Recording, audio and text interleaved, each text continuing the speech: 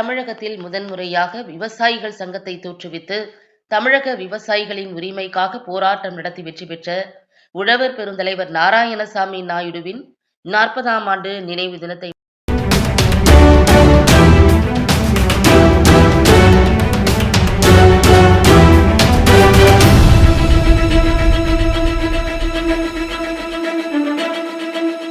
கோவை வையம்பாளையத்தில் உள்ள அவரது மணிமண்டபத்தில் அரசியல் கட்சிகளான திமுக, அதிமுக, பாஜக, காங்கிரஸ் உள்ளிட்ட பல்வேறு அரசியல் கட்சியினர் மற்றும் தமிழ்நாட்டில் உள்ள பல்வேறு விவசாய சங்கங்கள் மாலை அணிவித்து மலர் தூவி மரியாதை செலுத்தினார்கள். அதனைத் தொடர்ந்து உழவர் பெருந்தலைவர் நாராயணசாமி நாயுடுவின் தமிழக விவசாயிகள் சங்க மாநில தலைவர் வேலுசாமி தலைமையில் நாராயணசாமி நாயுடுவின் மணிமண்டபத்தில் அவரது திருவுருவ சிலைக்கு மாலை அணிவித்து மலர் தூவி மரியாதை செலுத்தினர். இந்நிகழ்விற்கு மாநில பொதுச் செயலாளர் பழனி முருகன், பொருளாளர் ராஜேஷ் ஆகியோர் முன்னிலை வகித்தனர்.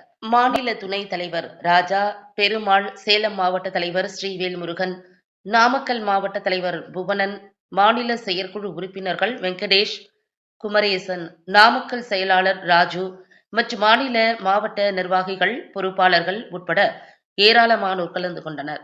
இதுகுறித்து மாநில தலைவர் வேலுசாமி கூறுகையில், வருகின்ற சட்டமன்ற தேர்தலில் கல்விறக்க அனுமதி அளிக்கும் கட்சிகளுக்கு தங்களது தார்மீக ஆதரவு கிடைக்கும் என்றும், அவர்களுக்கு விவசாய சங்கங்கள் மற்றும் விவசாயிகள் அனைவரும் ஓட்டு போட்டு வெற்றி பெறச் செய்வோம் என்று தெரிவித்தார்.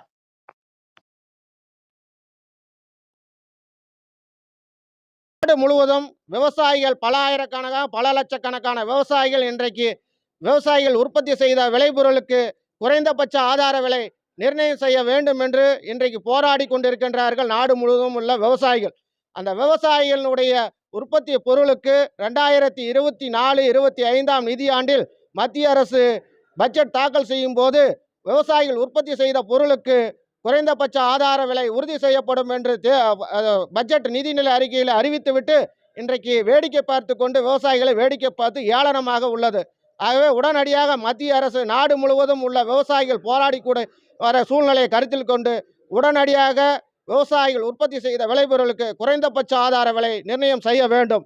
விவசாயிகள் போராடினால் நாட்டுக்கு நல்லதல்ல. ஆகவே பிரதமர் உடனடியாக உணர்ந்து விவசாயிகளுடைய போராட்டத்தை கைவிட வலியுறுத்தி உடனடியாக விவசாயிகளை பேச்சுவார்த்தை அழைத்து குறைந்தபட்ச ஆதார விலை உடனடியாக நிர்ணயம் செய்ய வேண்டும் என்று மாண்புமிகு பாரத பிரதமர் அவர்களுக்கு உழவர் பெருந்தலைவர் நாராயணசாமி நாயுடுவினுடைய நீண்ட நாள் கோரிக்கை உடனடியாக பரிசீலிக்க வேண்டும் என்று வலியுறுத்துகிறேன். ஆர். வேலுசாமி, மாநில தலைவர், உழவர் பெருந்தலைவர் நாராயணசாமி நாயுடுவின் மாநில தலைவர். இன்னும் ஓராண்டு காலத்திற்கு மேல்தான் உள்ளது தமிழ்நாடு சட்டமன்ற தேர்தல். 2026 விவசாயிகளுக்கு திராவிட முன்னேற்ற கழக அரசு இப்படியே செய்த தேர்தல் 525 தேர்தல் வாக்குறுதியில் கரும்புக்கு விலை அறிவிக்கவில்லை, நெல்லுக்கு விலை அறிவிக்கவில்லை, பாலுக்கு விலை கட்டுப்படியான விலை அறிவிக்கவில்லை. ஆகவே விவசாயிகளை ஏமாற்றி வருகிறது.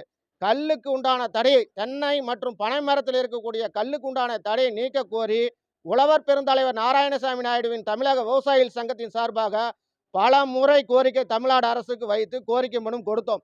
ஆகவே தமிழ்நாடு அரசு இதுவரை பரிசீலனை எடுத்துக்கொள்ளவில்லை, மெத்தனமாக உள்ளது.